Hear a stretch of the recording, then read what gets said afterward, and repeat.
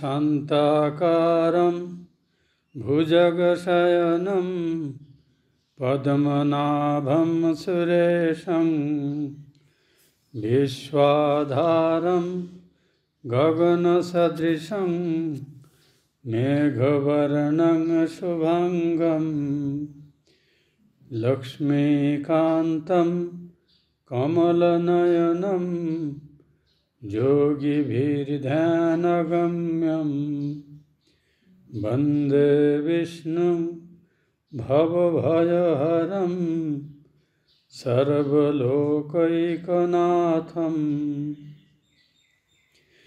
यस्य स्मरणमात्रेण जन्मसंसारबन्धनात् विमुच्यते। नमस्तस्मै विष्णवे प्रभविष्णवे। ओम नमो भगवते वासुदेवाय।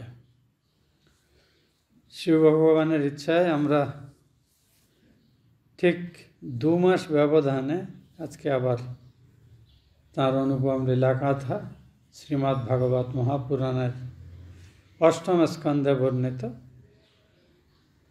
উপাখ্যান অনুধ্যানের আজকে আবার একটি প্রয়াস পাচ্ছি। আমাদের সর্বশেষ যে ক্লাসটি হয়েছিল সেটি 21শে এপ্রিল আর আজকে 23শে জুন, মোটামুটি 2 মাসেরই ব্যবধান বলা যায়।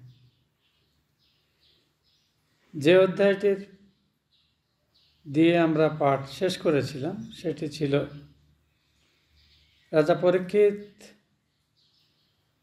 এই দেবাসুর সংগ্রামের কথা শোনার পরে অমৃত খেয়ে লাভবান হয়ে দৈত্যদের জয় করলেন, স্বর্গরাজ্যে তাদের প্রতিষ্ঠিত হলো।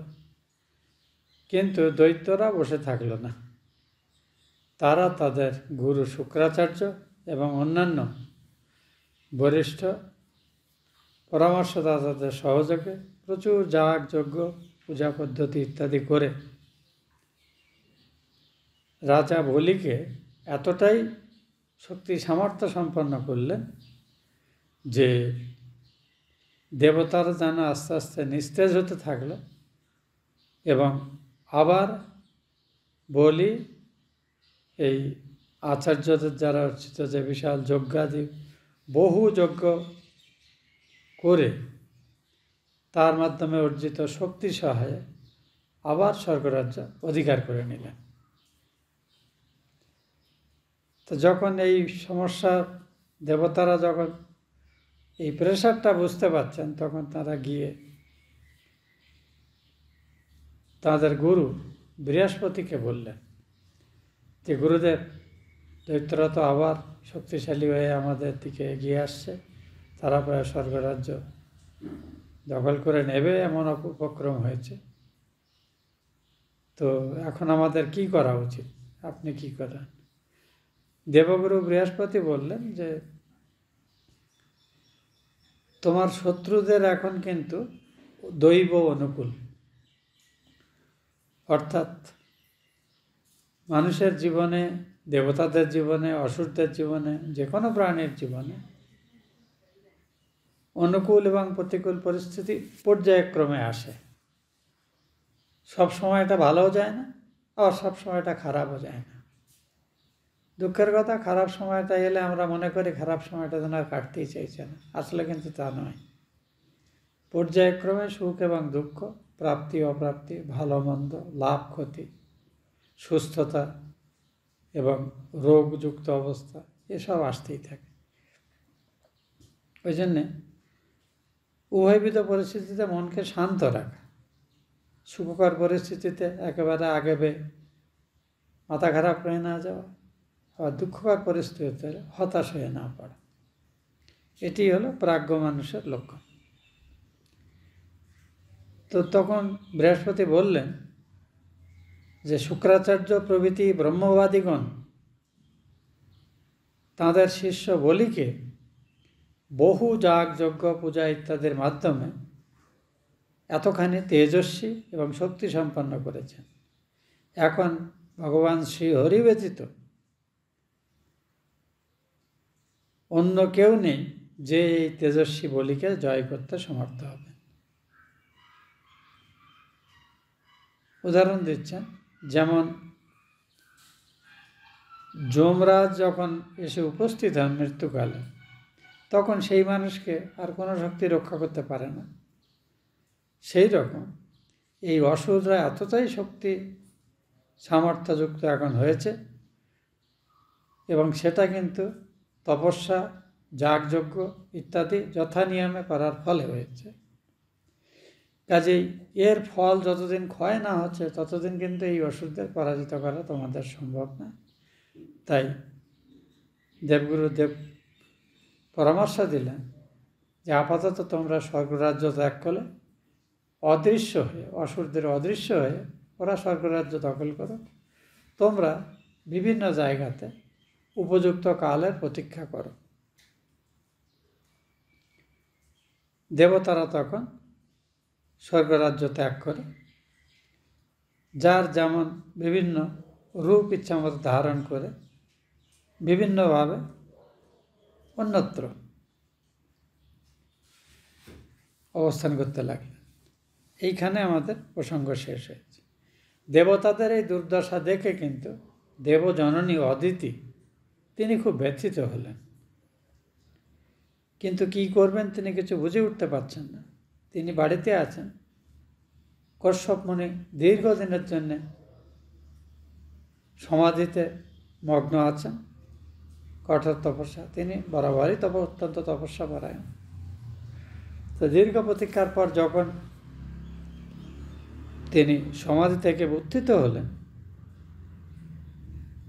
অদিতি ভক্তি সহকারে তার আগে যেমন সেবাদি যথাযথ করতেন, কশ্যপ মুনি আশ্রম ছেড়ে একটু তপবনে গিয়ে তপস্যা করছিলেন।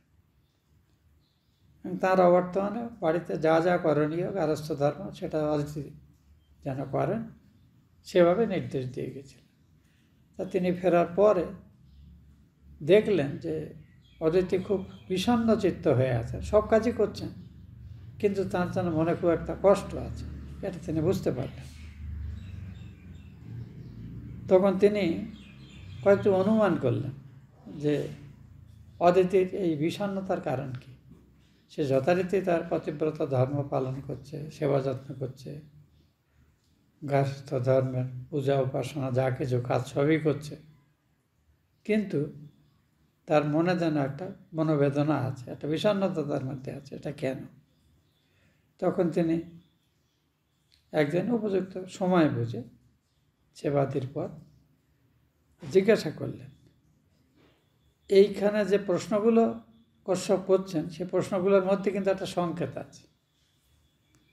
আদর্শ জীবনে, গার্হস্থ্য জীবনে আমাদের ঠিক কিভাবে দৈনন্দিন যে কর্ম সেটা নির্বাহ করা উচিত তার ইঙ্গিত আছে, এবং সেটা যথাযথ না হলে তার থেকে কিন্তু আমাদের জীবনে বহু বিপত্তি, অনাকাঙ্ক্ষিত পরিস্থিতি ইত্যাদি হাজির হয়। তিনি প্রথমে বলছেন যে অদিতি, এই জগতের তুমি জগৎমাতা, তোমার সন্তানরা দেবতারা তারা জগতে বহু প্রভাবশালী, সেখানে বড় রকমের কোনো সমস্যা কি উপস্থিত হয়েছে, অথবা কোনো বড় সমস্যা আসবে এমন অমঙ্গলসূচক চিহ্নাদি কিছু লক্ষণাদি কি তুমি দেখতে পাচ্ছ, যার জন্য তোমার মনে এই বিষণ্ণতা? দ্বিতীয় বলছেন, গৃহস্থ আশ্রমে থেকে যারা যোগী নয় তারা ধর্ম, অর্থ, কাম এই ত্রিবর্গের সেবা যদি ধর্মানুসারে যথাযথ করে তারা কিন্তু সুখ শান্তি প্রাপ্ত হবে, যেহেতু তারা ধর্মসম্মতভাবে অর্থ এবং কামের সেবা করছে। কাজেই অশান্তিতে কিছু হওয়ার কথা নয়। তা তোমার তরফে কি এই যে গার্হস্থ ধর্ম প্রতিপালনের যে নিয়ম বিধি তাতে কোনো ত্রুটি বিচ্যুতি কিছু হয়েছে কি? তা না হলে তোমার মধ্যে এই বিষণ্ণতা আমি কেন দেখতে পাচ্ছি? তৃতীয় বললে, তুমি নিয়মিত সাধারণ গৃহকার্যে আসক্ত ছিলে যখন আমি তপস্যাতে চলে গেছিলাম, সেই সময় কোনো অতিথি বাড়িতে এসেছে, অথচ মিনিমাম অতিথি সৎকারের যা বিধি সেটুকুও তাকে করা হয়নি এবং সে মনোকষ্ট নিয়ে ফিরে গেছে, এমন কিছু হয়নি তো? এই অতিথি সেবার কিন্তু অত্যন্ত মাহাত্ম্য আমাদের শাস্ত্রে দেওয়া হয়েছে। এই অতিথি মানে আত্মীয় কুটুম্বদের বাড়িতে যে অতিথি সেবা নয়, অজানা অচেনা মানুষ, পরিচয় নেই, অসময়ে এসে বাড়িতে উপস্থিত হয়েছে। সদ্গৃহস্থের কর্তব্য তাকে সাক্ষাৎ নারায়ণ অতিথির বেশে এসেছেন এইভাবে যতটুকু তার সামর্থ্য সে অনুযায়ী সৎকার করা হচ্ছে। এমন নয় যে অতিথিকে সব দিয়ে একেবারে ভরি ভোজ দিয়ে এটা ওটা করে সন্তুষ্ট করতে হবে, না। মিনিমাম যেমন তিনি আসলে তিনি পরিশ্রান্ত হয়ে এসেছেন, তাকে পা ধোয়ার জল দিতে হবে, বসার আসন দিতে হবে এবং তারপরে সামান্য কিছু মুখ প্রক্ষালন জল দিয়ে, আচমনের জল দিয়ে তাকে সামান্য কিছু শরবত বা এরকম আমরা যা দিই যেমন কিছু খেতে দিতে হবে। তিনি কোথা থেকে কীভাবে এসে জিজ্ঞাসা করতে হবে। তারপরে তিনি যখন তৃপ্ত হয়ে যদি আহার্য বাড়িতে যা আছে আপনার সামর্থ্য মতো তাই আপনি দেবেন এবং যথাসময় তিনি যখন চলে যাবেন তার সঙ্গে অন্তত 7 স্টেপস একসঙ্গে গিয়ে তাকে বিদায় করা। যে কোনো সজ্জনের বাড়িতে অতিথি সেবার এই উপকরণটুকু যার যেমন সামর্থ্য সেই অনুযায়ী করা উচিত, অর্থাৎ তার আন্তরিকতাতে কোনো ঘাটতি থাকবে না। এই প্রত্যেকে একটা উপদ্রব এসে হাজির হলো, কখন যাবে ইত্যাদি এক মানসিকতা নিয়ে নেয়। সাক্ষাৎ নারায়ণ জ্ঞানে অতিথি সেবা, এটি আমাদের শাস্ত্রে অত্যতম বড় নৃযজ্ঞ হিসেবে মানা হয়েছে। অতিথি সেবা হলো নৃযজ্ঞ। গৃহস্থের প্রতিদিন 5 রকমের যজ্ঞ করার কথা, যার মাধ্যমে তার জীবন জ্ঞাত অজ্ঞাত সব রকমের ভুল ভ্রান্তির প্রতিকার হয়। ঋষিযজ্ঞ বা ব্রহ্মযজ্ঞ, দেবযজ্ঞ, পিতৃযজ্ঞ, নৃযজ্ঞ আর ভূতযজ্ঞ। তো নৃযজ্ঞটাই হলো অতিথি সেবা। দেবযজ্ঞ হলো গৃহদেবতা বা বাড়িতে প্রতি ঠাকুর দেবতা যারা আছেন তাদের নিয়মিত পূজা আদি করা। ব্রহ্মযজ্ঞ হলো ঋষিদের রচিত স্তব স্তোত্র মন্ত্র ইত্যাদি পাঠ। পিতৃযজ্ঞ হলো পিতৃপুরুষদের উদ্দেশ্যে তাদের তৃপ্তি সাধনের জন্য স্নানের সময় জল দান করা। আর ভূতযজ্ঞ হলো ইতর প্রাণী যা আমাদের চারপাশে চেনা অচেনা, এই পোষা বেড়ালকে বা কুকুরকে খাওয়ানো নয়, অজানা অচেনা হয়তো বা পশু পক্ষী যৎ সামান্য আমাদের সাধ্য মতো তাদের কিছু না কিছু অন্নাদি দান করা। তো এই 5 রকমের যজ্ঞ গৃহস্থের অবশ্য কর্তব্য, তার মধ্যে নৃযজ্ঞ একটি প্রধান জিনিস। তা কশ্যপ বলছেন যে তুমি হয়তো বাড়িতে কাজকর্মে ব্যস্ত থাকতে সেই সময় কোনো অতিথি এসে ফিরে গেছে মনোকষ্ট নিয়ে, তার সৎকার করা হয়নি, এমন কিছু হয়নি তো? কারণ শাস্ত্রে বলা হয়েছে বারবার, গৃহে অতিথি সমাগত হলে অন্তত তৃষ্ণার জলটুকুও না পেয়ে বা বসার আসনটুকু না পেয়ে সে যদি মনোকষ্ট নিয়ে ফিরে যায়, তাহলে সেই গৃহের স্বামী এই যে শৃগালদের রাজা যেমন আছে, অর্থাৎ যে ধূর্ত খালি নিজের সুবিধে খোঁজে কিন্তু অন্যের জন্য কিছু করে না, তার ওই শৃগালের গর্তে বাস করা যেমন গৃহস্থের গৃহবাস তেমনই হয়। মানে এতটাই একটা হীন উপমা দেওয়া হচ্ছে যারা অতিথি সেবার ন্যূনতম কর্তব্যটুকু করে না তাদের সঙ্গে। তারপরে বলছেন যে চতুর্থ, আমি যখন বিদেশে ছিলাম, একটা তপস্যার জন্য চলে গেছিলাম, তুমি উদ্বিগ্ন হয়ে কি কোনো সময় এই যে ত্রিসন্ধ্যা আগুনিতে আহুতি দেওয়া, সকালে একবার, স্নানের পরে একবার আর সন্ধ্যার একবার, ত্রিসন্ধ্যাতে গায়ত্রী করা, যজ্ঞে আহুতি দিয়ে, এটাই আমাদের প্রাচীন যুগের অগ্নিকেই যে কোনো আরাধ্য দেবতা প্রতিরূপ জ্ঞান করে অগ্নিতে আহুতি দেওয়া, ঘি দেওয়া হতো মন্ত্র সহযোগে, এটা আমাদের শাস্ত্রের বিধান। তা বলছে আমি যখন ছিলাম না সেই সময় তুমি কি এই যে অগ্নিহোত্র ত্রিসন্ধ্যা করার কথা, সেটা কি তুমি করতে কখনো ভুলে গেছিলে? মাঝে মধ্যে বাদ গেছে, হয়তো তুমি আমার চিন্তাতে মগ্ন ছিলে বা অন্য কোনো কারণে অন্যমনস্ক ছিলে। কারণ এটা হলেও কিন্তু এর থেকে কিন্তু পরিবারে, জীবনে, মনে কোনো রকমের কষ্ট উপস্থিত হয়।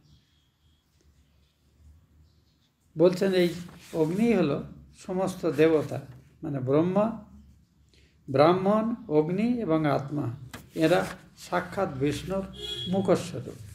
কাজে এই অগ্নিতে আহুতি দান না করলে গৃহস্থের অকল্যাণ হয়। পঞ্চম যেটা বলছেন, তোমার পুত্রেরা সকলে কুশলে আছে তো?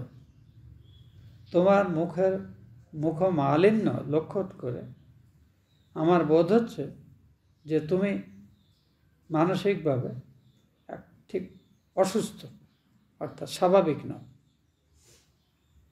তো যখন এইভাবে কশ্যপ আন্তরিকভাবে দেবকীর প্রশ্ন, এই অদিতিকে প্রশ্ন করলেন, তখন অদিতি বললেন যে ভগবান, আপনি যখন যা যা আপনি বলেছেন তার কোনো ত্রুটিই আমার তরফে হয়নি।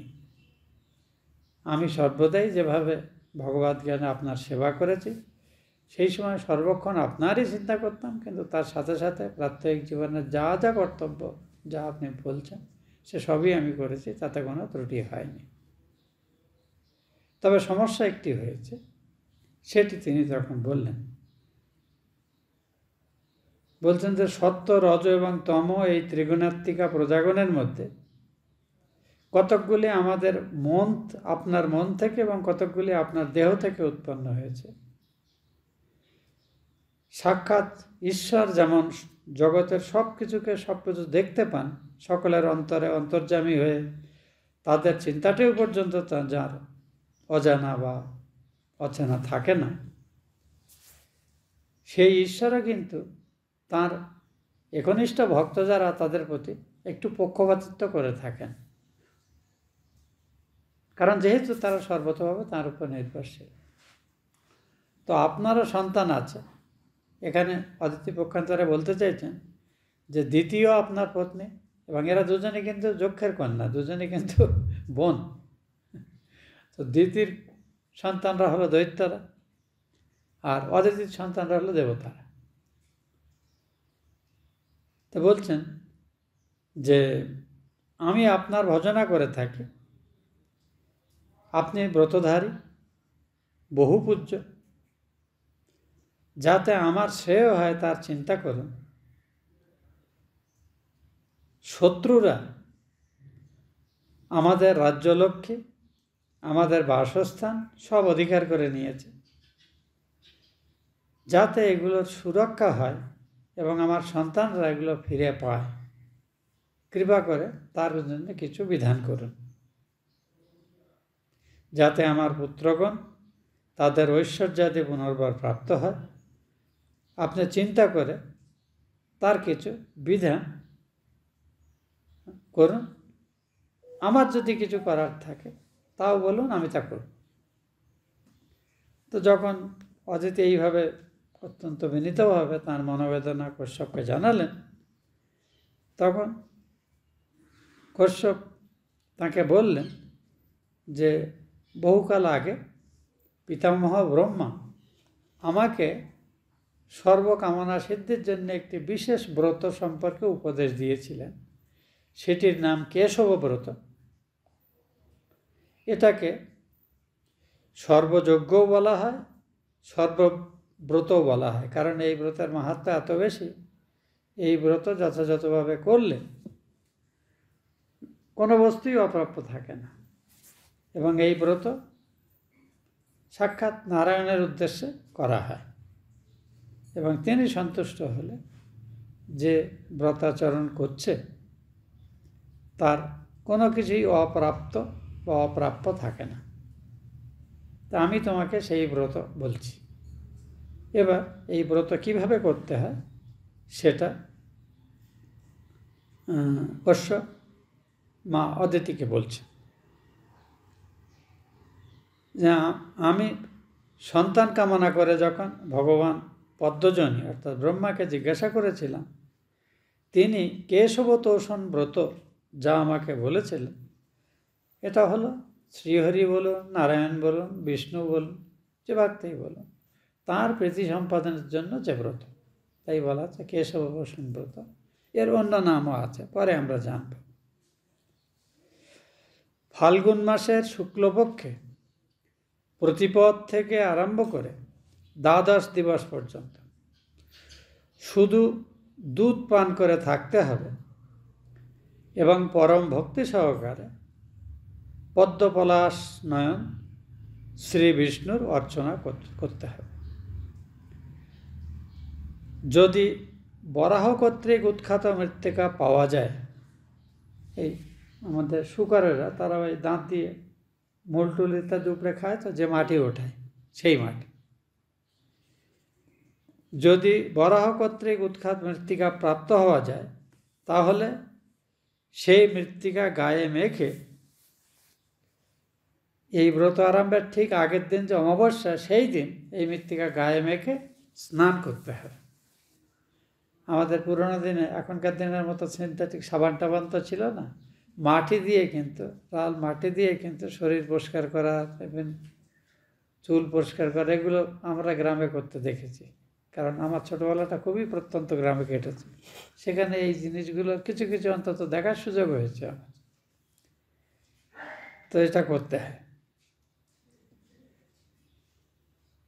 এই মৃত্তিকা গায়ে মেখে অমাবস্যা তিথিতে ওই মৃত্তিকা অঙ্গে লেপন করে কোনো নদী প্রবাহে বা খুব বড় জলাশয়, যেখানে জল শুদ্ধ, মানে দূষিত হয়নি, ছোট জলাশয়ের জল প্রায় দূষিত হয়ে যায়, ওই জন্য নদীতে স্নানটা প্রসিদ্ধ বলতে, স্নান করে এই ব্রত পরের দিন প্রতিপদ থেকে, শুক্লপক্ষের প্রতিপদ থেকে আরম্ভ করে উপযুক্ত মন্ত্র সহযোগে। হে দেবী, তোমাকে প্রাণীগণের বাসস্থান নিমিত্ত আদি বরাহ রসাতল থেকে উদ্ধার করেছিলেন, যে মন্ত্র সহায়ে এই বিষ্ণুর অর্চনা করা হয়, সেই মন্ত্রটির অর্থ আমরা করছি।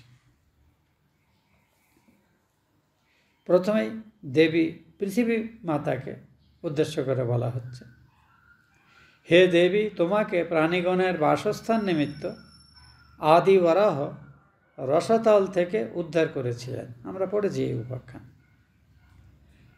তুমি আমার সম্পবিত পাপ বিনাশ করো, আমি তোমাকে সশ্রদ্ধভাবে নমস্কার করছি। নিত্য নৈমিত্তিক ক্রিয়া সম্পাদন করে সমাহিত হয়ে এই সব মন্ত্রে প্রতিমা, ভূমি, সূর্য, জল, অগ্নি এবং গুরুদেব শ্রী ভগবানের অর্চনা করবে। এটা আর কিছুই না, ওই প্রথমত শুধু দুধ খেয়ে থাকতে হবে। আর এই যে পূজার উপকরণ, এগুলো কিন্তু আমরা যে দশোপচার পূজা প্রতিদিন আমরা এখানে করে থাকি, সেখানে কিন্তু এগুলো করা হয় কিন্তু সবার।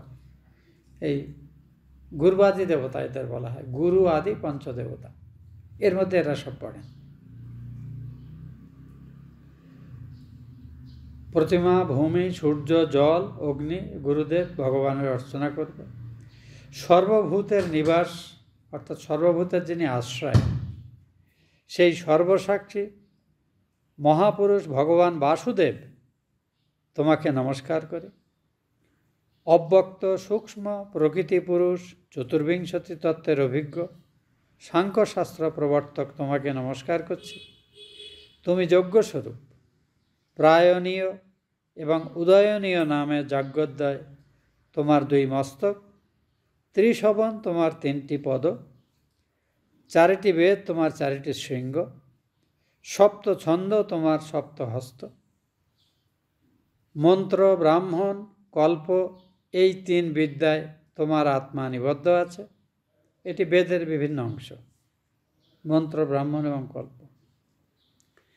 তোমাকে নমস্কার করি, অর্থাৎ ভগবানই নিজেকে বেদ রূপে প্রকাশ করেছেন, সমগ্র জ্ঞানের যেন শ্রেষ্ঠতম বা সর্ববৃহৎ উৎস বলতে পারেন। স্বামীজি এই অভিধাটি ব্যবহার করেছেন তার একটি ছোট্ট প্রবন্ধে, হিন্দুইজম ও শ্রীরামকৃষ্ণ। তো সেখানে বলছেন যে মন্ত্র, ব্রাহ্মণ, কল্প এই 3 বিদ্যায় তোমার আত্মা নিবদ্ধ আছে। তোমাকে নমস্কার করছি। তুমি শিব, রুদ্র, শক্তিধর, সর্ববিদ্যার অধিপতি এবং ভূতগণের প্রতি তোমাকে পুনঃ পুনঃ নমস্কার করছি। তুমি হিরণ্যগর্ভ, সূত্রাত্মা, জগদাত্মা, যোগ ও ঐশ্বর্য তোমার শরীর। তুমি যোগের প্রবর্তক, তোমাকে নমস্কার করি। তুমি আদিদেব, সাক্ষীভূত, নারায়ণ ঋষি, তুমি শ্রীহরি, তোমাকে নমস্কার করি। তোমার অঙ্গ মকরত শ্যামবর্ণ, বসন পীতবর্ণ। তুমি শ্রীকে অর্থাৎ লক্ষ্মীকে লাভ করেছ। তুমি কেশব নামেও প্রসিদ্ধ, তোমাকে নমস্কার করছি। হে বরণ্যে, হে বরদর্শব, তুমি জীবের সর্ববাঞ্ছা পূর্ণ করে থাকো। এই হেতু ধীর ব্যক্তিগণ শ্রেয়লাভের জন্য তোমার পাদরেণুর উপাসনা করে থাকে। যাঁর পাদপদ্ম যুগলের সৌরভ ইচ্ছা করে বা পাওয়ার ইচ্ছা করে দেবতাগণ এবং লক্ষ্মী দেবী সবসময়ই তাঁর অনুবর্তন করে থাকেন, সেই ভগবান আমার প্রতি প্রসন্ন হন। এটাই হলো যে মন্ত্র সহায়ে ভগবানের অর্চনা করা হয়, সেই অর্চনা মন্ত্রের অর্থ। এরপরে কশ্যপ বলছেন মা অদিতিকে, এই সকল মন্ত্র দ্বারা ঋষিকেশকে আবাহনাদিপূর্বক সম্মানিত করে শ্রদ্ধা সহকারে পাদ্য, অর্ঘ্য, আচমনীয় ইত্যাদি যা যা দরকার ষোড়শোপচারী সাধন করা হয়, সে দিয়ে তাঁর অর্চনা করবে।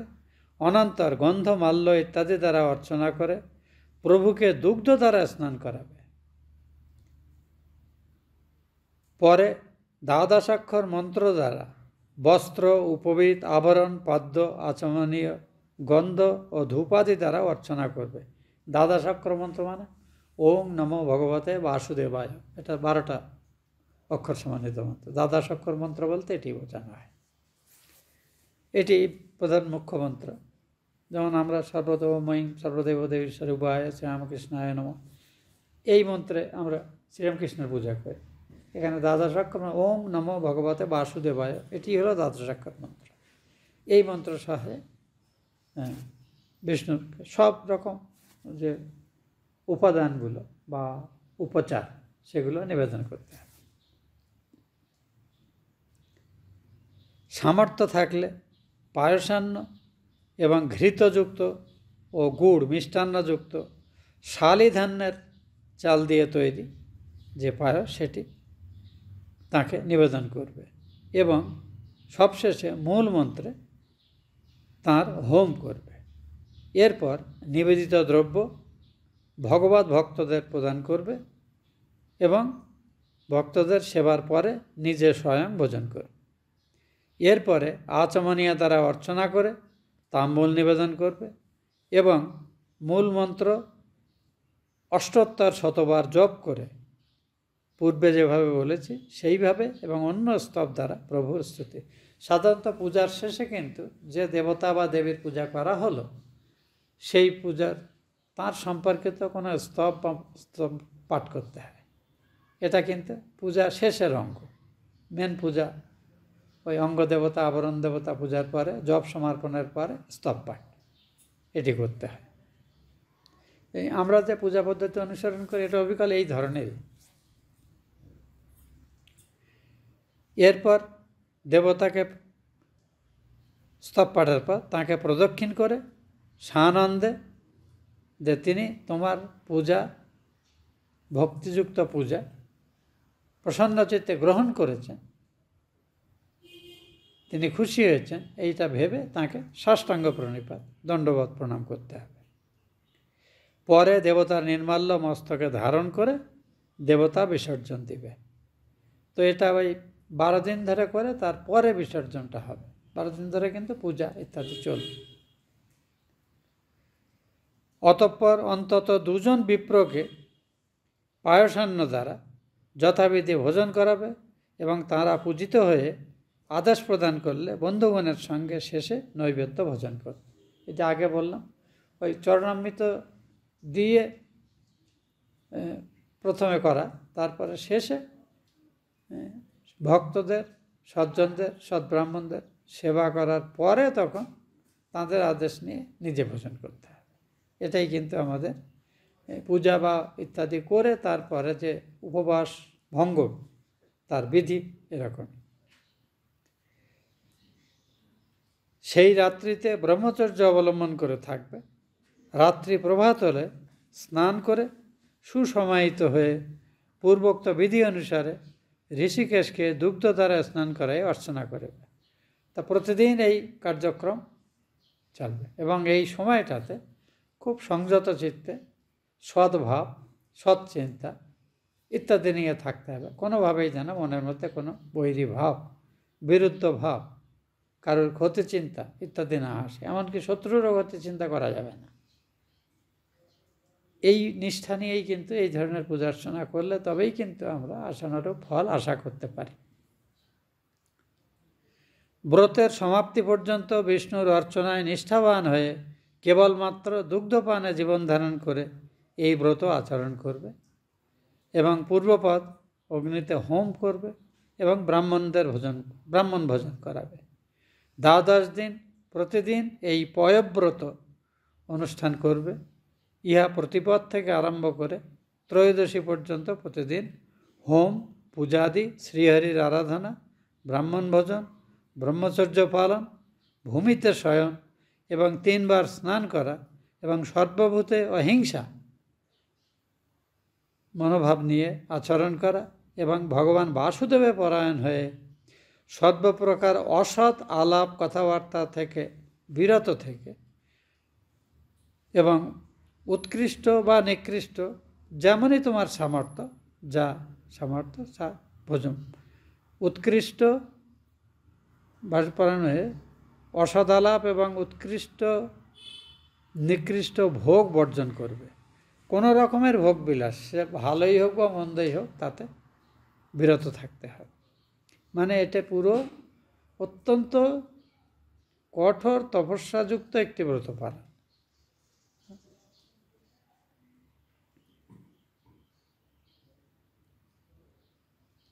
এরপর ত্রয়োদশী তিথিতে পঞ্চামৃত দ্বারা ভগবান বিষ্ণুর স্নান সমাপন করে যথাশাস্ত্র বিধি বিশেষজ্ঞ ব্রাহ্মণগণের সাহায্যে প্রভুর বড় করে পূজা অনুষ্ঠান করবে এবং যথাসাধ্য সামর্থ্য অনুযায়ী দান আদি করতে কুণ্ঠিত হবে না। দুধ সহায়ে চরু পাক করে সুসমাহিত হয়ে সূক্ত অর্থাৎ বৈদিক মন্ত্র দ্বারা শিপিবিষ্ট অর্থাৎ যিনি তেজ প্রকাশ করিয়া সমস্ত পদার্থে প্রবেশ করিয়াছেন সেই পরম পুরুষ বিষ্ণুর যজনা করবে। ভগবানের তুষ্টির উদ্দেশ্যে মাধুর্যাদি নানা গুণ বিশিষ্ট নৈবেদ্য প্রদান করবে এবং জ্ঞানসম্পন্ন আচার্য ও যাজ্ঞিকদের বস্ত্র, আভরণ বা অলঙ্কার আদি, ধেনু অর্থাৎ গোধূ ইত্যাদি দিয়ে তাদের সন্তোষ বিধান করবে। ইহাই শ্রীহরির আরাধনা জানবে। হে দেবী, সেই আচার্যদিগকে এবং অন্যান্য সমাগত ব্রাহ্মণদিগকে সাধ্যমতো পবিত্র এবং রসনা তৃপ্তিকর অন্ন ভোজন করাবে। আচার্য ও যাজ্ঞিকগণকে যথাযোগ্য দক্ষিণা দান করবে। চণ্ডাল দিগকেও অশ্রদ্ধা করবে না। দেখুন, অপেক্ষাকৃত যারা নিম্ন জাতি বলে পরিগণিত তাদেরও কিন্তু অশ্রদ্ধা করবে, কারণ তাদের মধ্যেও ভগবানের সত্তা রয়েছে, এটি মনে রাখতে হবে। কোনো কারণে সামাজিক অবস্থানে বা কর্মফলগুণে তারা এই রকম একটি সামাজিক বা পরিবেশে বা প্রেক্ষাপটে জন্মগ্রহণ করেছে, কিন্তু তাদের প্রতি কোনো হীন বুদ্ধিও থাকবে না, ঘৃণার ভাবও থাকবে না, অশ্রদ্ধার ভাবও থাকবে না। চণ্ডাল দিগকে অশ্রদ্ধা করবে না। যারা উপস্থিত থাকবে সকলকেই অন্নাদি দ্বারা সন্তুষ্ট করবে। যারা অত্যন্ত দরিদ্র, অন্ধ, শোচনীয় দশাপন্ন, তারা ভোজন করলে পর জ্ঞানবান ব্রতী বন্ধুগণের সহিত স্বয়ং ভোজন করবে। অর্থাৎ যারা এই অত্যন্ত নিডি আর কি, তারা কিন্তু এই ভোজনাদির ক্ষেত্রে অগ্রাধিকার, আগে তাদের সেবা হবে। আমাদের ঠিক এর বিপরীত কথাটাই বলা হয়। ব্রাহ্মণরাই যেহেতু পূজা আচ্ছা যাগযজ্ঞ এই ধর্মগ্রন্থাদির মূল ধরে রাখত, এই ব্রাহ্মণদের প্রতি বিদ্বেষ সৃষ্টি করা এবং ব্রাহ্মণদের নিন্দা করা একটা কালচার ভারতবর্ষের ইংরেজরা চালু করেছিল। তারপরে কমিউনিস্ট এবং মুসলমানরা মিলে সেটাকেই কিন্তু আরও ফোমেন্টিং করে করে ব্রাহ্মণরাই যেন ভারতবর্ষের অবনতির সব পথের মূল, এমন একটি সম্পূর্ণ অনাকাঙ্ক্ষিত এবং নিষ্প্রয়োজনীয় একটি মতবাদ সমাজে প্রসার করার একটা ব্যাপক চক্র কাজ করছে। কিন্তু মনে রাখতে হবে, ব্রাহ্মণ শাস্ত্রে, আমাদের শাস্ত্রে যে বর্ণ ব্যবস্থা, এটা কাস্ট সিস্টেম নয়। সব সমাজে এই ব্যবস্থা আছে। আমাদের এখানে 4 বর্ণ এবং প্রত্যেক বর্ণের 4 আশ্রম, এইভাবে কর্তব্যের ভিত্তিতে সমাজকে সাজানো হয়েছে। এবং এগুলোর মধ্যে সবথেকে কঠিন এবং সেরা যে জীবনশৈলী যারা নিষ্ঠার সঙ্গে পালন করে এবং যারা কখনোই সম্পদের আকাঙ্ক্ষী করে না এবং তাদের জ্ঞান গম্য প্রদানের জন্য অর্থ গ্রহণ করে না, সেই সব ব্রাহ্মণরাই কিন্তু যথার্থ ব্রাহ্মণ বলে পরিগণিত। জন্মসূত্রে ব্রাহ্মণত্ব আমাদের সমাজের মূল বিধান নয়। এটা আমাদের সমাজে পরে পরে নানা কারণে চালু হয়েছে, কিন্তু আমাদের শাস্ত্রের বিধান কিন্তু তা নয়। কাজেই আমাদেরকে এই বিভ্রান্তি থেকে মুক্ত হতে হবে। কাজে এখানে যখনই এই ব্রাহ্মণ ভোজন ইত্যাদি বলা হচ্ছে, মনে রাখতে হবে যে সদাচারী, ধর্মপরায়ণ, নির্লোভ কিন্তু জ্ঞানের উপাসক যে ব্রাহ্মণরা, তারাই কিন্তু যথাযথ ব্রাহ্মণ হিসেবে সেবা পূজা পাওয়ার যোগ্য। এটা আমাদের মনে রাখা দরকার। দিন দুঃখীকে ভোজন করালেই বিষ্ণু প্রীত হয়ে থাকেন। এইভাবে নৃত্য, গীত, বাদ্য, স্তুতি এবং হরিকথা সহকারে স্বস্তিবাচক ব্রাহ্মণদের দ্বারা প্রত্যহ ভগবানের পূজা করবে।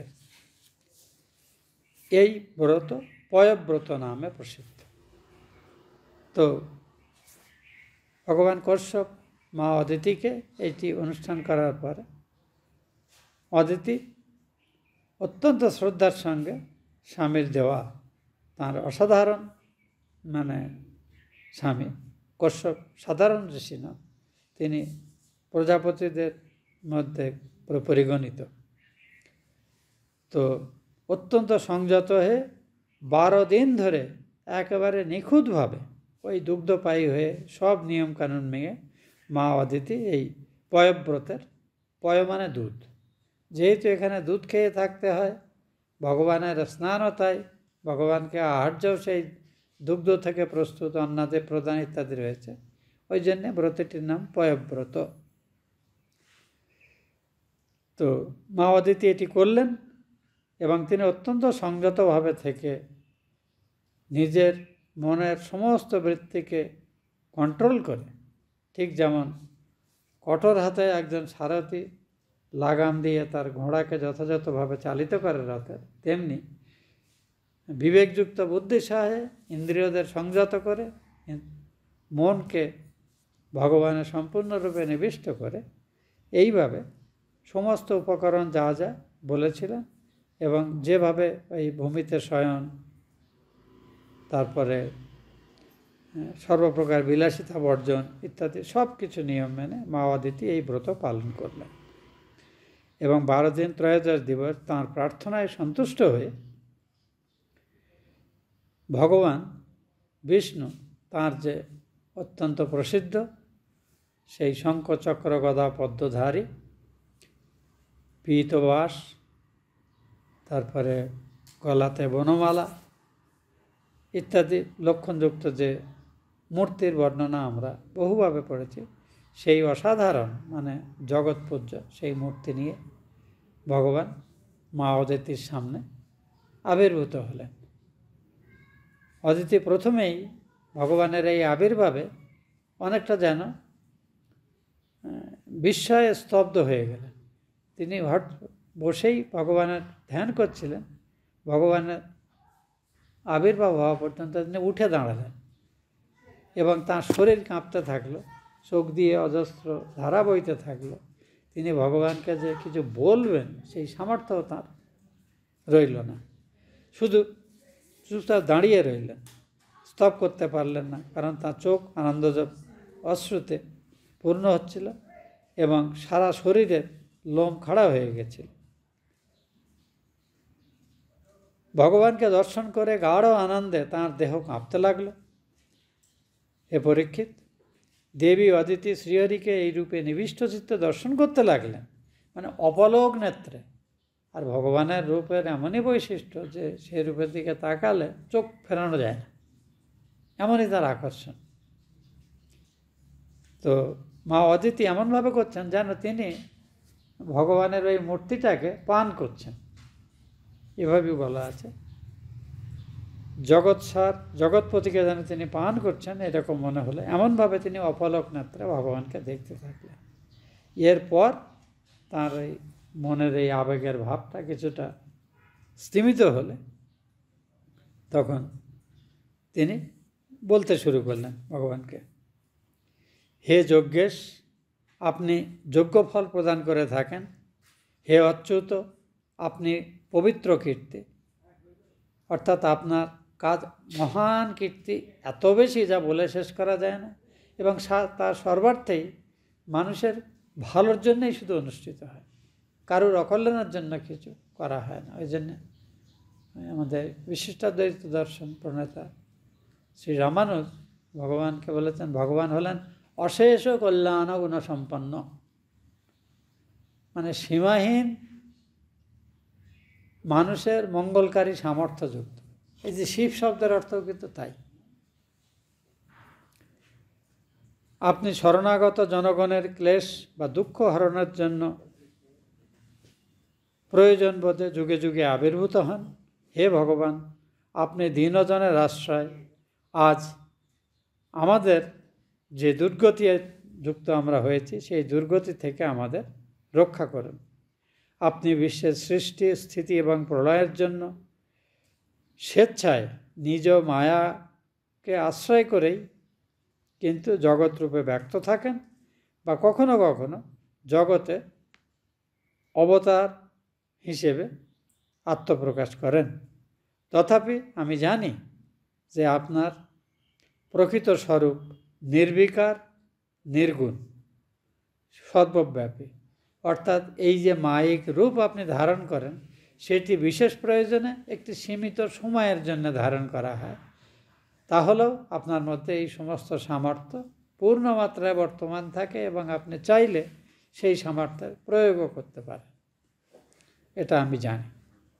তো আপনাকে আমি সজ্ঞান সাকার রূপে দেখছি এবং স্তুতি করছি বলে আমি মনে করি না এটাই আপনার একমাত্র রূপ। আপনার সর্বব্যাপী রূপও আমি স্বীকার করছি। এই যে আমাদের শাস্ত্রের এই যে উদারতা, যে আমরা পূজা উপাসনার জন্য ভগবানকে একটি বিশেষ আকৃতিযুক্ত মূর্তি, তার সাজসজ্জা, তাতে প্রাণ প্রতিষ্ঠা, তাতে ভোগাদি নিবেদন, প্রসাদ ধারণ ইত্যাদি যা যা আমরা করে থাকি, এ সবটাই কিন্তু আমাদের এই জগতে অভ্যস্ত শরীর, মন এবং ইন্দ্রিয়কে একটি প্রতীককে অবলম্বন করে ধীরে ধীরে ধীরে ধীরে ধাপে ধাপে ভগবানের নির্গুণ, নিরাকার, সর্বব্যাপী সত্তার দিকে নিয়ে যাওয়ার একটি মাধ্যম ছাড়া আর কিছু নয়। কাজেই এই ভাগবতে বারবার এখানে আছে, যদিও আমাদের গৌড়ীয় বৈষ্ণবরা অনেক সময় ভগবানের এই দ্বৈত রূপকেই স্বীকার করে, ভক্ত এবং ভগবানের সত্তাকে স্বীকার করে, নির্গুণ নিরাকার সত্তাটাকে তারা মানতে চায় না। কিন্তু ভাগবত, যা এই গৌড় বৈষ্ণবদেরই একটি প্রধান ধর্মগ্রন্থ, সেখানে কিন্তু প্রতি মুহূর্তে দেখুন যখনই ভগবান যে কোনো ভক্তের তপস্যায় বা প্রার্থনায় রূপ গ্রহণ করছেন, তার যে বর্ণনা দেওয়া হচ্ছে সেখানে কিন্তু তাকে সগুণ এবং নির্গুণ উভয়বিধ বর্ণনা আমরা দেখতে পাচ্ছি। এটি আমাদের মনে রাখা দরকার। কাজেই আমি যে রূপে ভগবানের অর্চনা করি সেটিই সব, বাকি সবগুলো বেকার, বাকি যারা সব মাথা খারাপ, পাগল, ভুলভাল করছে, এই ধারণাটাই কিন্তু প্রকৃত ভক্তসুলভ ভাবনা নয়। তো এইভাবে শেষে মা দেবকী এইভাবে তাঁর এই যে স্তব শেষ করছেন যে আপনি বিশ্ব বিমোহন, আপনি চাইলেই মায়া বা মায়াজনিত যে ভুল ভ্রান্তিমূলক চিন্তা ভাবনা ও কাজ জীবকে কষ্ট দেয় তার থেকে তাকে মুক্ত করতে পারেন। কারণ জীব মায়ার অধীন, কিন্তু আপনার মায়ার অধীশ্বর। মায়া আপনার সম্পূর্ণ বশীভূত, মায়া আপনাকে বশীভূত করতে পারে না। আপনি প্রসন্ন হলে এই জগতের যে কোনো জীব, যে কোনো প্রাণী দীর্ঘ আয়ু, অভীষ্ট শরীর, অনুপম সৌন্দর্য, জাগতিক ঐশ্বর্য, স্বর্গ মর্ত পাতাল ইত্যাদির আধিপত্য, অনিমাদি অলৌকিক যোগসিদ্ধি, ধর্ম অর্থ কাম এই ত্রিবর্গ এবং বিশুদ্ধ জ্ঞান, এ সবই জীব লাভ করতে পারে শুধু আপনি যদি কৃপা করেন, আপনি যদি প্রসন্ন হন কারোর প্রতি। তো সে জীব যত সামান্যই হয়ে তার মধ্যে এই অলৌকিক সব সামর্থ্য এসে উপস্থিত হয়। এমনই আপনার মহিমা। একথা বলার পরে সুখদেব বলছেন রাজা পরীক্ষিতকে, হে ভরত বংশের অগ্রগণ্য রাজা, অদিতি এইভাবে স্তব করলে সর্বভূতের অন্তর্যামী পদ্মপলাশলোচন ভগবান তাকে বললেন, হে দেবমাতা, আমি জানি শত্রুগণ তোমার পুত্রগণের সম্পদ হরণ করে নিয়ে তাদিগকে নিজেদের আশ্রয় থেকে বিচ্যুত করে তাড়িয়ে দিয়েছে। সেই পুত্রগণদের মঙ্গলের জন্য তুমি বহুকাল ধরে এই ইচ্ছা পোষণ করে থাকছ যে তাদের এই হৃত সুখ সম্পদ বাসস্থান সব কিছু আবার ফিরে আসুক। পুত্রগণ দুর্মদ অসুরদিগকে সমারে পরাজিত করে জয় এবং স্বর্গরাজ্য পুনর্বার প্রাপ্ত হোক, এটাই তুমি মনে মনে চাইছ, সেটা আমার অজানা নয়। তোমার জ্যেষ্ঠ পুত্র ইন্দ্র অন্য সব ভ্রাতৃগণের সঙ্গে যুদ্ধে শত্রুদিগকে বধ করলে এবং সেই বধ হওয়া শত্রুদের স্ত্রীরা যখন নিজ নিজ মৃত পতির সন্নিধানে উপস্থিত হয়ে দুঃখে হাহাকার করবে, তুমি তা দেখতে ইচ্ছা করো।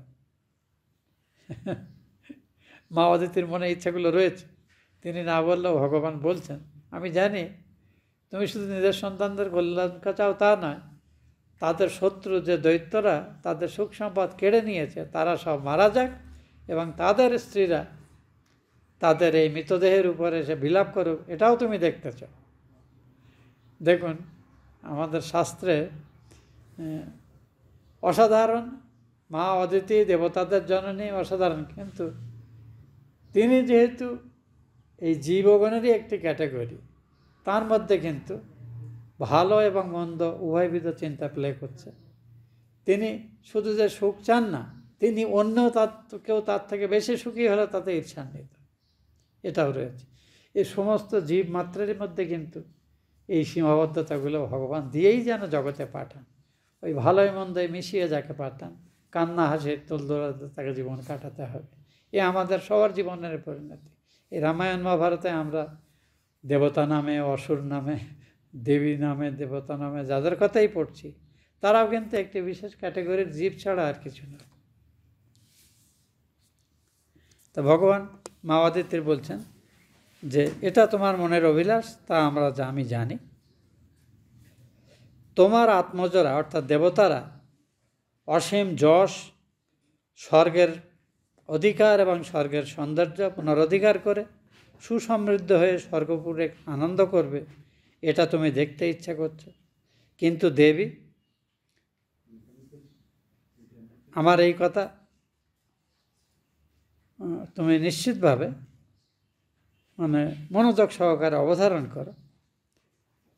আমার মনে হয় অসুররা এবং অসুরদের রাজা বলি, এরা এখন দৈব বলে এতটাই বলিয়ান যে এই মুহূর্তে তাদের সঙ্গে যুদ্ধ ঘোষণা করা বা তাদের বিধানের জন্য কোনো প্রতিকার করলে সেই সব কাজ সফল হবে না। কারণ এই জগৎ আমার এই সৃষ্টিচক্রের এমনই নিয়ম যে ত্যাগ, তপস্যা, যাগ, যজ্ঞ, পূজা, উপাসনা ধর্মসম্মতভাবে করে যে সুখ বা সম্পদের অধিকারী হয়েছে, যতদিন না সেগুলো সে ভোগ করতে পারছে ততদিন কিন্তু তাকে ওই সুখ সম্পদ থেকে কেউ বঞ্চিত করতে পারবে না। এটা আমার এই সৃষ্টিচক্রের নিয়ম। কাজেই তোমাকে একটু ধৈর্য ধরতে হবে। যতদিন না দৈব অনুকূল হয় এবং বিপ্রগণ ওই দৈত্যদের অনাচার ইত্যাদিতে ক্ষুব্ধ হয়ে তাদের প্রতি বিরক্তিবশত তাদের সাহচর্য ত্যাগ না করে। মজার ব্যাপার হলো, সুখ সম্পদ ঐশ্বর্য এগুলো লাভ করলেই না মানুষের মধ্যে অহংকারের বৃদ্ধি হয়। আর এই অহংকারের বৃদ্ধি হওয়ার সাথে সাথে তাদের মধ্যে কিছু কিছু দোষ প্রকাশ হতে শুরু করে এবং তাদের শীঘ্রই তাদের অর্জিত যে পুণ্য, আগের সৎকর্ম যার ফলে তারা এই সুখ সম্পদ পেয়েছিল, সেটা আস্তে আস্তে আস্তে আস্তে নষ্ট হতে থাকে। এই সৃষ্টিচক্রের নিয়ম। তাই বলছেন, আমার মনে হয় ঠিক এই সময়ে অসুর এবং অসুর রাজদের জয় করা মোটেই সুসাধ্য নয়, কারণ দৈব তাদের অনুকূলে আছে এবং সৎ ব্রাহ্মণ বা বেদজ্ঞ ব্রাহ্মণরা তাদের রক্ষা করছেন। কাজেই এখন বিক্রম প্রকাশ করলে কোনো সুফল হওয়ার সম্ভাবনা নেই। হে দেবী, তথাপি আমাকে কোনো প্রতিকারের উপায় চিন্তা করতে হবে। আমি এর প্রতিকার চিন্তা করছি। আর তুমি যে কঠোর ব্রত দ্বারা আমার সন্তোষ সম্পাদন করেছ, তোমার এই অর্চনা কিন্তু বিফল হয় না। এখানে ভগবান একটি সুন্দর কথা বলছেন, তুমি নিশ্চিত যেন যে আমার উপাসনা বা ব্রত বা অর্চনা যারাই করে তারা তার সুফল পাবেই পাবে। শুধু এটি সময়ান্তরে প্রাপ্ত হয়। উহা অবশ্যই শ্রদ্ধার অনুরূপ ফল এই ভক্তরা পেয়ে থাকে। কারণ যে যেমন আন্তরিক শ্রদ্ধা নিয়ে ভগবানের পূজা অর্চনা, নাম জপ ইত্যাদি করবে, তার প্রাপ্তিও তদনুরূপ হবে, শ্রদ্ধানুরূপ হবে। গীতাতে খুব সুন্দরভাবে শ্রদ্ধাত্রয় বিভাগ যোগে এই জিনিসটি অত্যন্ত সুন্দরভাবে বলা আছে। মানে আমাদের জীবন গড়তে গেলে বা আমাদের জীবনকে নিয়ন্ত্রিত করতে গেলে আমাদের ভেতরে সাত্ত্বিক, রাজসিক, তামসিক কোন বৃত্তি কখন প্রবল হচ্ছে এগুলো চিনতে না পারলে আমরা কিন্তু যথাযথভাবে নিজেরা যথাসময়ে যথাযথ কর্তব্য করতে পারি না। কাজেই গীতার এই অধ্যায়গুলি আমাদের খুব যত্ন করে পড়া উচিত। শ্রদ্ধাত্রয় বিভাগযোগ, দৈব আসুর সম্পদ বিভাগযোগ, এগুলো। তারপরে বলছেন যে আমার অর্চনা কখনো বিফল হয় না, উহা অবশ্যই শ্রদ্ধার অনুরূপ ফল প্রদান করে থাকে। পুত্রদের রক্ষা কামনা করে তুমি যে পয়ব্রতের দ্বারা আমার অর্চনা করেছ তাতে আমি সন্তুষ্ট হয়েছি। আমি তোমাকে প্রতিশ্রুতি দিচ্ছি যে আমি ভগবান কশ্যপের তপস্যায় অধিষ্ঠিত হয়ে তার মাধ্যমে তার অংশে, স্বীয় অংশে অর্থাৎ তোমার পুত্রত্ব স্বীকারপূর্বক দেবগণের রক্ষাবিধান করব। ভগবান মা কশ্যপের মাধ্যমে, কশ্যপ অসাধারণ তপস্বী, কিন্তু কশ্যপের মাধ্যমে ভগবান অংশত অবতার রূপে পরিগ্রহ করবেন মা অদিতির গর্ভে। এই প্রতিশ্রুতি কিন্তু ভগবান মা অদিতিকে দিলেন, কিন্তু সেই উপযুক্ত সময়ের জন্য তোমাকে ধৈর্য ধরতে হবে, এটুকুও বললেন। হে ভদ্রে,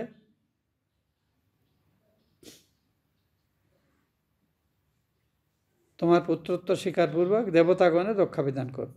হে ভদ্রে, পতির মধ্যে অর্থাৎ স্বামীর মধ্যে আমি এইভাবেই দেবতারূপে সাক্ষাৎ শ্রীহরি অবস্থান করছি, এই চিন্তা মাথায় রেখে তুমি তোমার অসাধারণ গুণসম্পন্ন শুদ্ধচেতা প্রজাপতি কশ্যপের সেবা অর্চনাদি করবে। হে দেবী, এই যে দেবগুজ্জ বিষয় তোমাকে আমি বললাম, এটা তুমি কখনো কারোর কাছে প্রকাশ করবে না।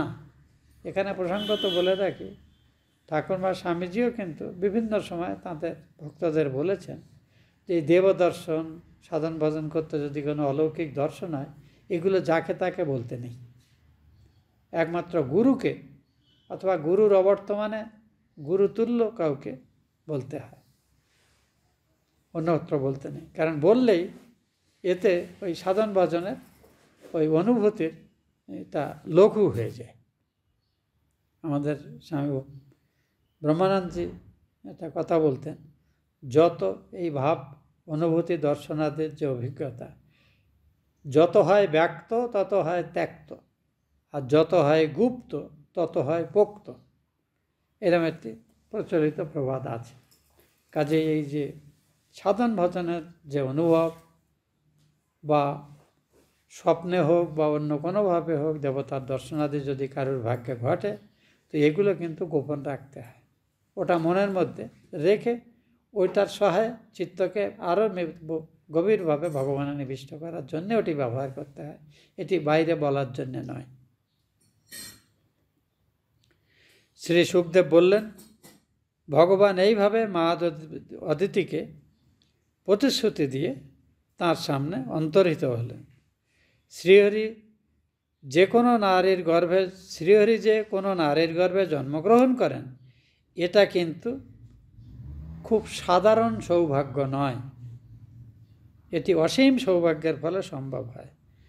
ভগবান তাঁর গর্ভে ঈদৃশ জন্ম পরিগ্রহ করবেন, একথা জেনে জননী অদিতি নিজেকে অত্যন্ত কৃতার্থা মনে করলেন এবং পরম ভক্তি সহকারে তাঁর অসাধারণ গুণান্বিত পতি শ্রী কশ্যপের সেবা যত্নাদি করতে লাগলেন। অপরদিকে অব্যর্থ জ্ঞানসম্পন্ন প্রজাপতি কশ্যপ কিন্তু সমাধিযোগে জানতে পারলেন যে শ্রীহরি অংশত তার মধ্যে প্রবেশ করেছেন।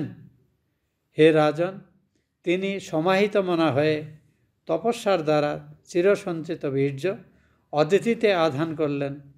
যেমন বায়ু সর্বত্র সমান হলেও সংঘর্ষ দ্বারা কাঠের মধ্যে উপস্থিত বায়ু ঘর্ষণের ফলে প্রবল হয়ে সমগ্র বনকে দহন করে দেয়, তেমনি সেই অব্যর্থ বীর্য প্রজাপতি কশ্যপ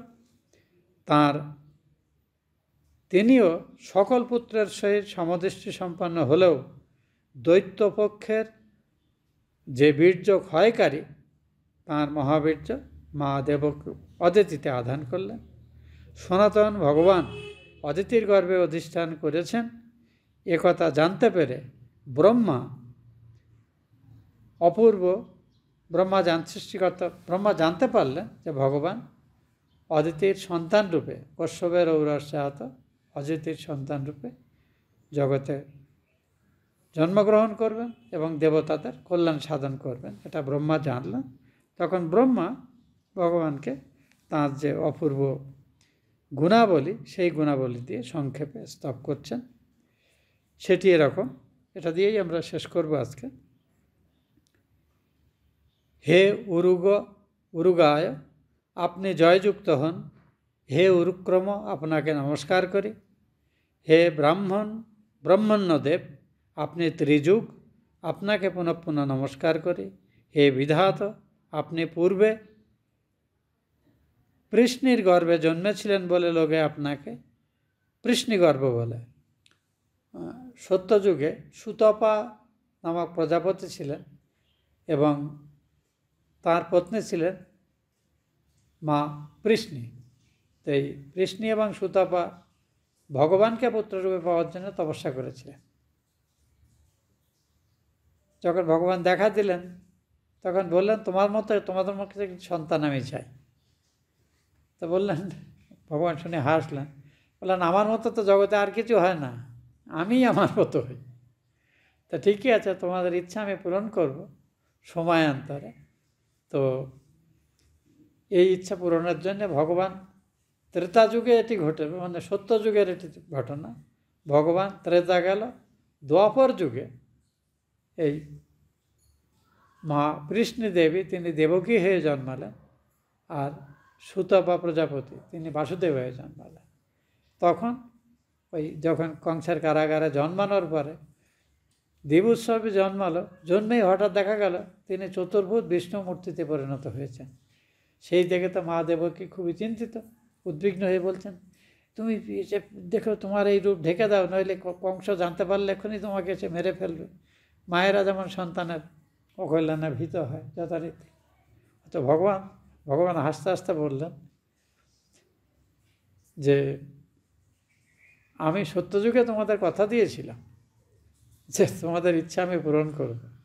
সেই কথা যে আমি রেখেছি, তার জন্যে তোমরা ওই সময় আমাকে যে রূপে দেখেছিলে সেই মূর্তিতে আমি তোমাকে দর্শন দিলাম তোমাদেরকে বলে, তারপরে ভগবান কি কি করতে হবে সেটা নির্দেশ দিয়ে ঠিক একটা দ্বিবাহু মানব শিশুর আকার ধারণ করলেন। তো এই উদাহরণ এখানে ব্রহ্মা এই উদাহরণ দিয়ে বলছেন যে মানে ভগবান স্তব করছেন যে ভগবান যে অবতার হয়ে জগতের কল্যাণ করবেন, মা অদিতির গর্ভচ্যুত সম্ভূত সন্তান হয়ে, তো সেটাতে তিনি খুব খুশি। আপনি পূর্বে পৃষ্ণির গর্ভে জন্মেছিলেন বলে লোকে আপনাকে পৃষ্ণিগর্ভ বলে। আপনি বেদ সকলের মধ্যে প্রকাশিত আছেন বলে আপনার একটি নাম বেদগর্ভ। এই ত্রিলোক আপনার নাভি মধ্যে অবস্থান করছে। আপনি ত্রিলোকের উপরিভাগে অবস্থিত। আপনি অন্তর্যামী রূপে জীবগণের মধ্যে প্রবিষ্ট হয়ে সর্বব্যাপক এবং সর্বের কিছুর অন্তর্যামী আছেন। সেই সর্বব্যাপী আপনাকে আমি প্রণিপাত করছি। হে ঈশ্বর, আপনি এই ভুবনের আদি, মধ্য এবং অন্ত। জ্ঞানীগণ আপনাকে অনন্ত শক্তি পুরুষ বলে বর্ণনা করে থাকেন। যেমন গভীর জলপ্রবাহে পতিত ছোট বড় সমস্ত তৃণলতা বৃক্ষাদি স্রোতে আকর্ষিত হয়, ঠিক সেইভাবে মহাকাল রূপে আপনি এই বিশ্বকে আকর্ষণ করছেন যেন প্রলয়কালের দিকে। আপনি স্থাবর জঙ্গম অর্থাৎ সচল এবং অচল সব প্রজাদের অর্থাৎ সব শ্রেষ্ঠ জীবদের এবং সমস্ত প্রজাপতিগণের উৎপাদনকর্তা। হে দেবাদিদেব, যেমন নৌকা কোনো ব্যক্তির জলমগ্ন হওয়ার সময় আশ্রয় হয়, তেমনি আপনিও স্বর্গচ্যুত দেবগণের পরম আশ্রয়। যদিও আপনার জন্মাদি প্রকৃতপক্ষে সম্ভব নয়, তথাপি দেবকার্য সাধনের জন্য আপনি আপনার মায়াকে আশ্রয় করে এই অবতার রূপে নিজেকে প্রকাশ করেন। অতএব দেবগণকে পুনর্বার আপনি কৃপা করে স্বর্গে পুনঃস্থাপন করুন। এই বলে ব্রহ্মাও নারায়ণকে স্তব করলেন। তো এই স্তবের মাধ্যমে এই অধ্যায়টি শেষ। আজকে আমরা এই ষোড়শ এবং সপ্তদশ এই দুটো অধ্যায় একসঙ্গে পাঠ করলাম। ওম ইতপূর্বম প্রাণবুদ্ধি দেহধর্মাধিকারত জাগ্রত স্বপ্ন সুষুপ্তি অবস্থাসু মনসা বাচা কর্মণা হস্তাভ্যম পদ্ভ্যম উদরেণ শিষ্ণা যৎকৃতম যদুক্তং যৎস্মৃতম তৎসর্বম ব্রহ্মার্পণম ভবতু স্বাহা। মাং মোদয়ঞ্চ সকলম শ্রীরামকৃষ্ণচরণে সমর্পয়ে। ওং বিধিহীনম ক্রিয়াহীনম মন্ত্রহীনম যদর্শিতম ময়া নিবেদিतं ভক্त्या পরিপূর্ণম তদস্তু মে। কর্মণা মনসা বাচা তত্র নান্যগতির্মম অন্তঃসারেণ ভূতানাং দ্রষ্টাতং পরমেশ্বর। ওম শান্তি শান্তি শান্তি। হরি ওম তৎসৎ। শ্রীরামকৃষ্ণার্পণমস্তু।